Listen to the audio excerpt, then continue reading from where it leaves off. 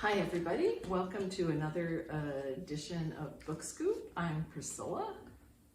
You're going to say what you're going to read? If you or want talk to. about, yeah, okay. Sure. So I'm going to talk about an adult gothic thriller, fantasy, paranormal romance, and two picture books. I'm Sarah, and I have historical adult fiction set like in 1916 time, and I also have a picture book too. And I'm Marcia, and I will talk about Poverty by America, written by Matthew Desmond. It's a nonfiction for adults. Alrighty. So I read The Last Heir of Blackwood Library by Hester Fox. This is for people my age who grew up in the 70s when Phyllis Whitney and Victoria Holt were very popular authors to read. They wrote gothic romances that were kind of, takeoffs of Jane Eyre. So very atmospheric, always set on the moors of Yorkshire in a remote estate sort of thing. But gothic. But yeah. And so this book is like that, although it has a little paranormal in it, has a little fantasy in it. It's like really got everything. If you had to select a genre for it, it'd be like really hard to do. It takes place in the early 1920s. It's about a young woman who has lost her whole family. She grew up, her dad was a professor, her mom was a rich American heiress who came looking for a rich guy in England and ended up falling for a penniless professor instead. Of course. And she has a brother, and they have a happy family life, and then World War I happens and she loses her father and brother in World War I. Her mother dies soon after. She's alone. She's poor. And then she discovers that she's the only heir to this estate in Yorkshire. And the stipulation is she has to live there, and she goes. And it's beautiful but weird, and the servants are not very friendly, and it's very remote, and she's all alone, and she loves to read, and she discovers there's a library in the building that the housekeeper has kept locked for some reason, and then weird things really start happening.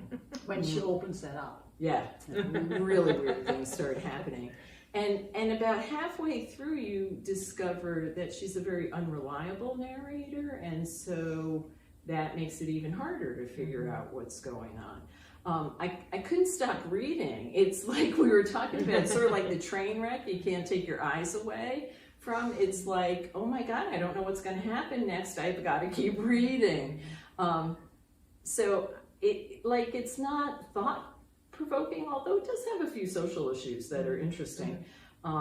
It's a little gruesome in parts. It's not what I would call horror, but like the fantasy paranormal parts are a little disturbing. But I couldn't put it down. So What does that say about you? yeah, what does that say? It may say more about me than anything else. But The Last Heir of Blackwood Library, it might make you look at libraries totally differently. I don't know if that's a good thing or not. Especially when they're locked. Yes, yeah. And I won't tell you about the elevator and how it runs by itself when no one's in the building. Okay, so then on a totally different serious note, I have two very beautiful but very serious picture books. How Do You Spell Unfair by Magnolia Cox. Oh, about Magnolia Cox and the National Spelling Bee. It's by, I think it's Carol Boston Weatherford, illustrated by Frank Morrison. True story about Magnolia Cox and her going to the National Spelling Bee, a young African-American woman. And as you can tell by the title, she's not treated well.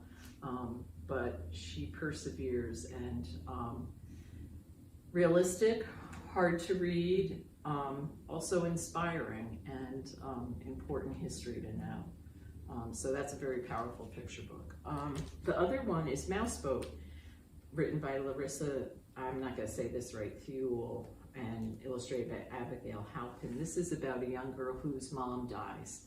And she's died before the story starts. She's died before the story starts, and the girl is dealing with grief and trying to remember her mom and trying to reconnect with her father. The imagery and pictures are just beautiful, and a very sad story, but also very well done, very meaningful, Yeah. very important. I guess I'll start with my picture book, then we can have 3 picture books in a row. This is called Little Land by Diana Sudica. I'm not exactly positive. And it came out at Earth Day, and it's fantastic. Like Earth Day books, not always super fun to read, and maybe this isn't fun, but it's a great book, and it kind of starts from the beginning of time, however you want to consider that, when everything was lush and green, and we have dinosaurs, and but then there's fires, and then there's other things that happen, and people come along and kind of ruin the earth a little bit. And I like this picture a lot. I don't know if you can see it, but everything gets upside down and turned the wrong way. And then talking about how can we turn that around.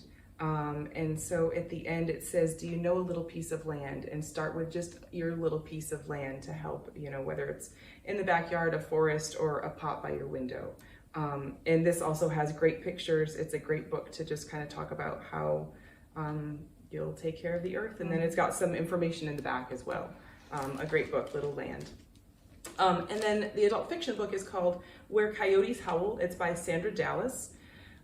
It's set in Wyoming, and actually the very beginning of it is 1945, and this woman, Hattie, and another friend have gone past a house, and they sit down, and Hattie is telling this story. So then you go back to 1916, and Ellen has just come to the middle of nowhere, Wyoming. She's going to be the school teacher, and of course no one expects her to survive and make it, because she came from a well-to-do family in a nice area in the city. And she meets Charlie Bacon, one of the cowboys, and of course they fall in love.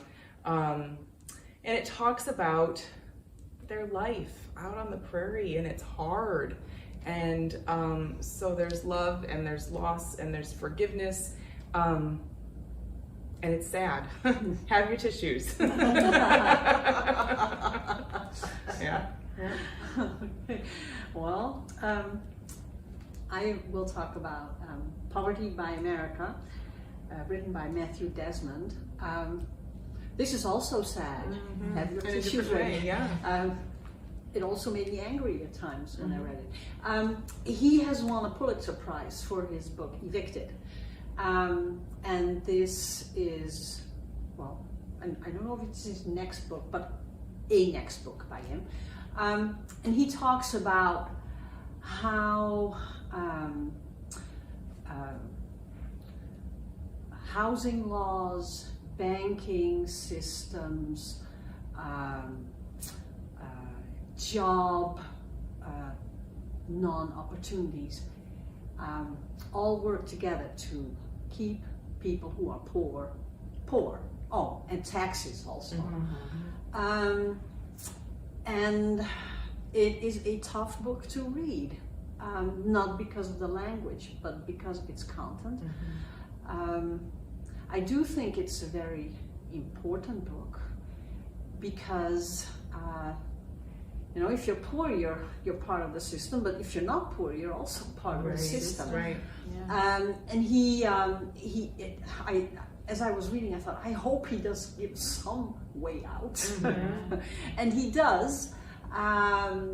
He gives some suggestions how we might start to fix it. But it's not going to be easy. And somewhere in the end, he says that it probably comes down to that we all will need to hate poverty so much that we're willing to change. And I want to read one phrase in one of the final phrases in one of his chapters, and it says, "Doing the right thing is often a highly inconvenient, time-consuming, even costly process. I know.